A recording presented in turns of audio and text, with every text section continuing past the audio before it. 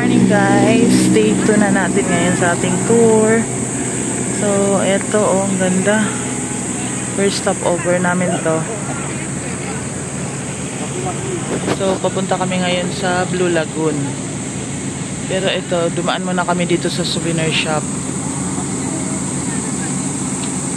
Nag-attendance lang yung ano namin, yung kasama namin driver. So eto, day 2. Welcome sa ating day 2 guys. Ganda. Ito daw yung West Philippine Sea. So ayan, dating China Sea. Along the highway lang.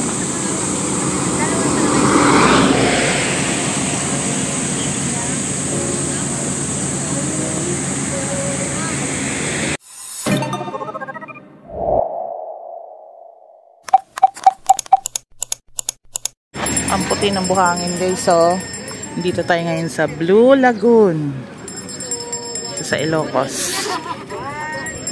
Ayun oh, may mga windmill.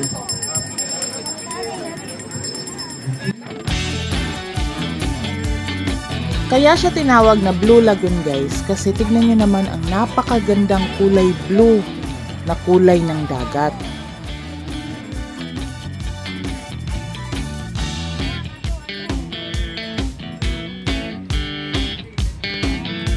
Aside pa dyan guys, tingnan nyo naman yung kulay ng buhangin. Dito lang din matatagpuan sa part ng Ilocos ang White Sand Beach. So napakagandang combination yung kulay blue na dagat at saka yung white sand na beach resort nila. Kaya marami ding dumadayo mga turista dito dahil sa napakagandang view. Meron ko cellphone na iba pindot. Dami activities dito guys. Water activities. Pwedeng mag jet ski, pwedeng mag banana boat. Depende sa package siya kukunin nyo. Patay mo na. Meron din yung... Meron na kaya? Ayun pala. Tumawag ka pag okay na. Umikot sila yung banana boat oh. Patay mo na, hindi na pipindot to. Pwedeng mag volleyball.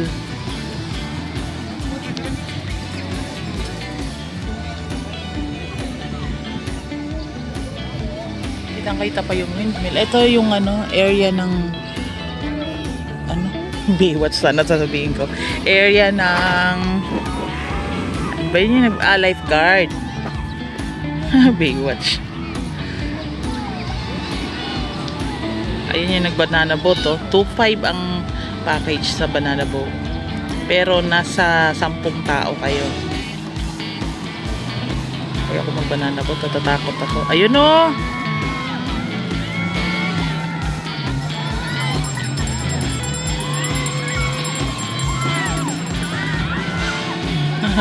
Dinig hanggang dito yung tili.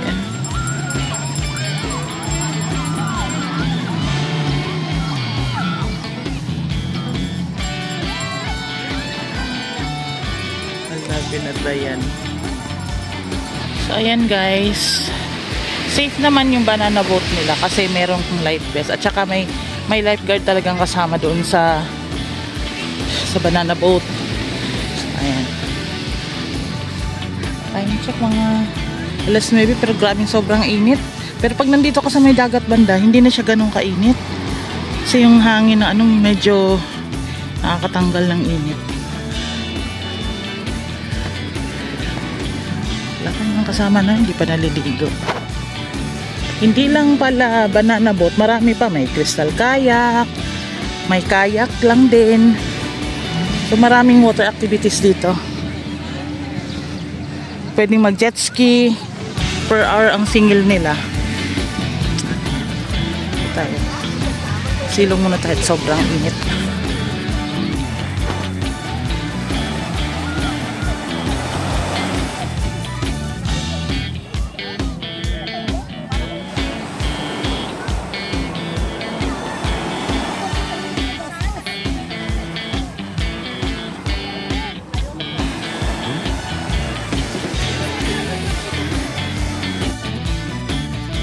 At syempre, pag may swimming, hindi mawawala dyan yung kain. So, eto guys, ang ginawa namin, nag-boodle fight na lang kami. So, 14 kami. Tapos, dinivide na lang namin yung nasa 1/8 na food package nila sa boodle fight. So, nabayaran namin guys, kulang-kulang nasa 200 kasi nag-add pa kami ng additional na rice at saka ng drinks din namin syempre. At tignan nyo naman, ganito kadami yung foods nila. Sarap, diba? Kasi guys, kung hindi ka boodle fight, mas mapapamahal ka, mas mapapagastos ka kasi per menu yung o-orderin mo ilan lang, magkano lang, 200 lang, tapos ganyan na kadami, diba? Sobra-sobra nga yung ulam namin dyan sobra-sobra yung pagkain namin. Kailangan lang mag-order kayo ahead of time kasi matagal silang mag-prepare. Yun lang naman ang diferensya nila. So, pero naman, nakakain naman kami ng ayos at saka masarap ang timpla.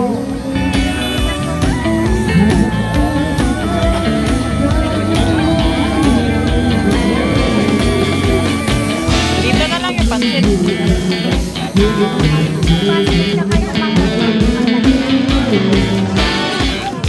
Okay, parehas sa sabaw Hindi, yung pansit na lang dito. Ano ba ba? Sabi ka lang ito. Ilalagay yung sabaw.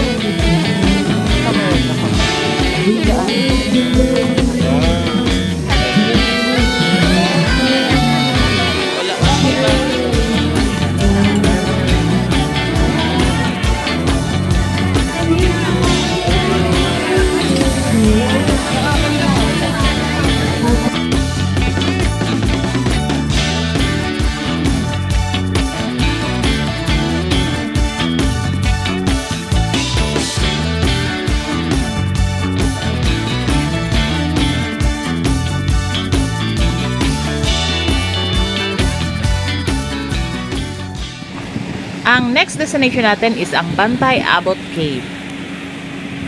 Kung sa malayo, kung titignan mo siya, napakaganda niya kasi para siyang yung taong natutulog, nakahiga, ganun. Para siyang higanting nakahiga. Tapos yung ulo lang yung nakikita namin. Yung banda sa may cave na yan. Kaya siya tinawag na Bantay Abot kasi para siyang nagbabantay.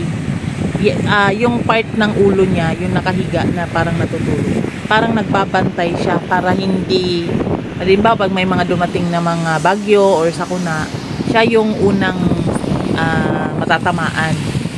So siya yung taga-depensa.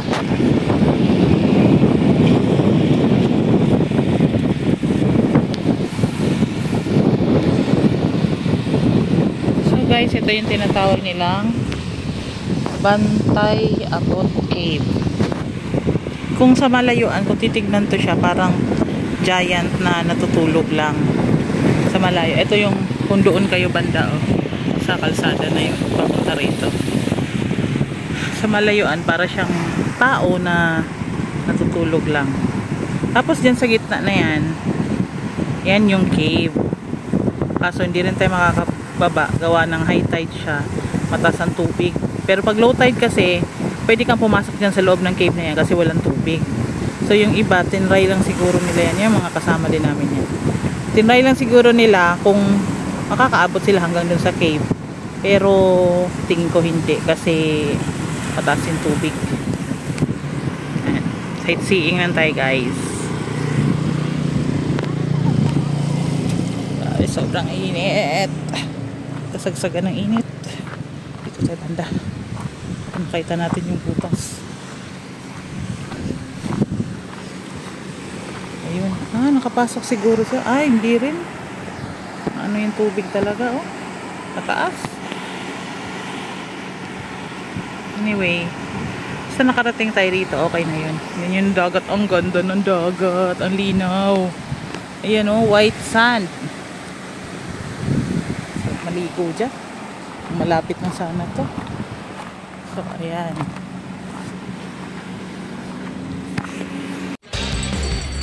Ang next naman natin guys ay ang Patapat Viaduct. Isa rin ito sa mga pinupuntahan ng mga turista kasi napakagandang view Itong mahabang tulay na to. Ito yung sinasabi na pagka lumagpas ka sa tulay na yan, ibang probinsya na yan. Ibang probinsya na mapupuntahan mo. Famous to sa mga nagra-rides, mga bike or yung sa motor. Kasi ito yung daanan papunta sa kabilang probinsya. So kung nag-Philippine Loop ka, dadaan ka talaga dito. Philippines or Luzon Loop. Ito, dito ka talaga dadaan.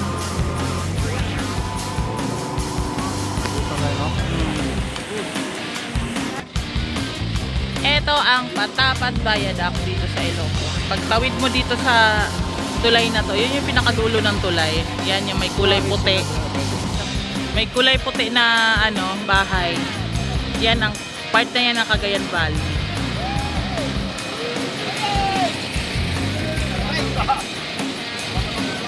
So, ayan. Malapit lang naman siya pero hindi na tayo pupunta doon. Kasi marami pa tayong ibang tourist spots na pupuntahan. At dito daw matatagpuan ang pinakamasarap na ice crumbles.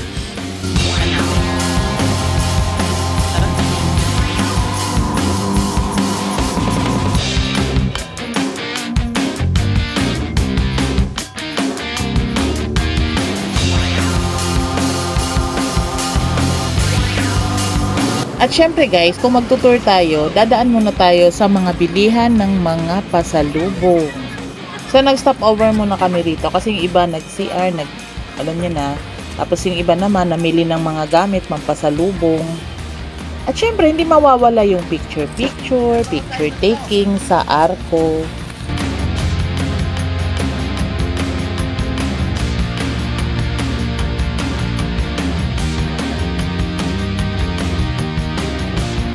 Next stop natin guys ay dito naman tayo sa napakaraming windmill dito sa Pagudpud. Or mas kilala siyang Pagudpud Windmill.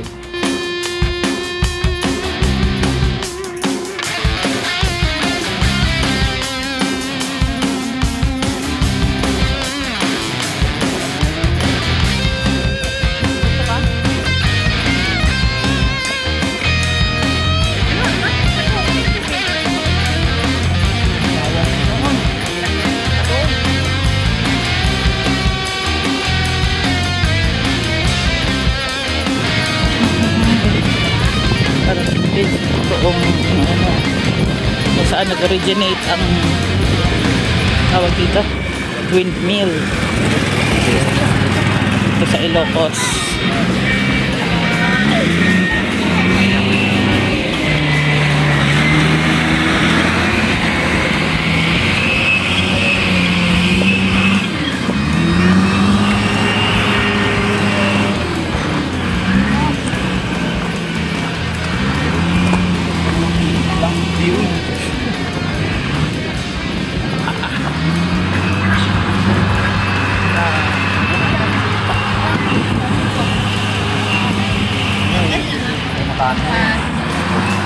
Ha?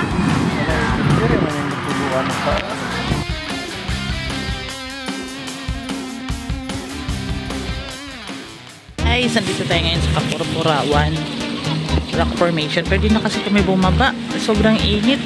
Dito lang kami sa taas kasi kumain kami ng empanada. Yung authentic na empanada. So, pakita ko na lang dito kung ano makikita dito sa malapit sa Kapurpurawan. Kapurpurawan. Ibig sabihin kasi ng puraw. Pag Ilocano kasi ang puraw means puti. So, yung rock formation kasi dun sa baba, puti. Kaya, yun ang ginawa nilang pangalan.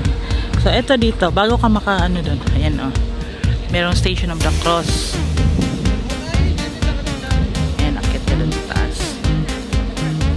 So instead na pupunta tayo dun sa rock formation, dito na lang tayo guys. Wala, kasama ko.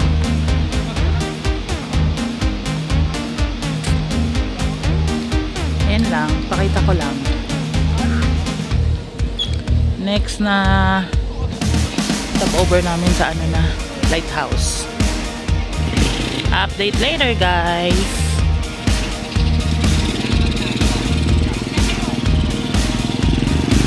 Hi guys! Dito na tayo ngayon sa next na destination natin. Cape Boheador Lighthouse. Yan.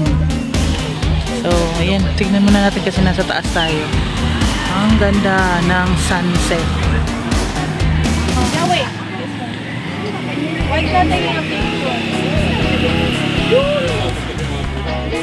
At ito yung lighthouse na aakyatin natin. Something strange daw dyan, pero parang exciting. Cape Boheador. Ganda. Update later, guys.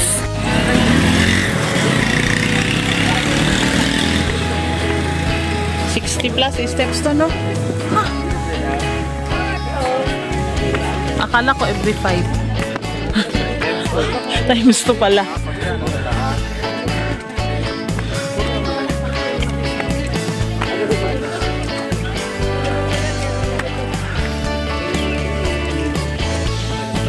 Yan, dito muna tayo. Yan.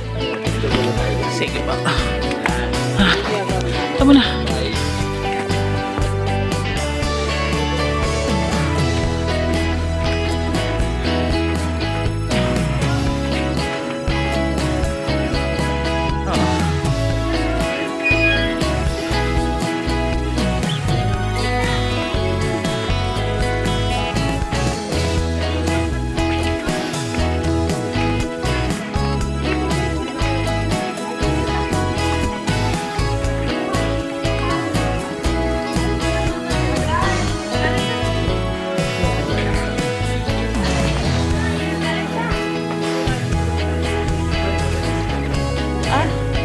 Doon pala sa excuse me.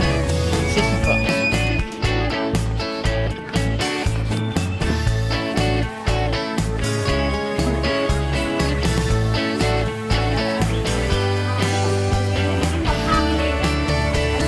Sige, okay lang, okay lang.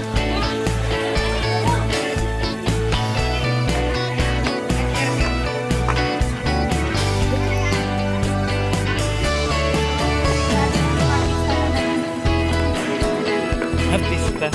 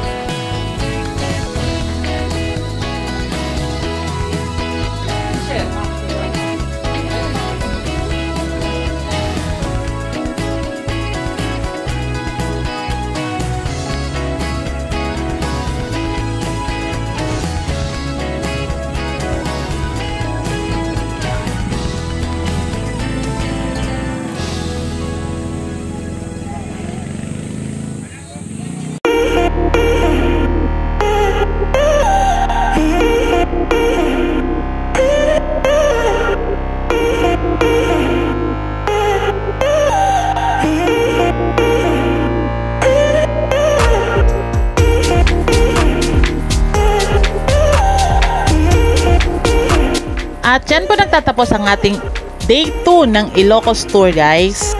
Abangan ang ating day 3. For more video updates, huwag kalimutang mag-like and subscribe. Salamat!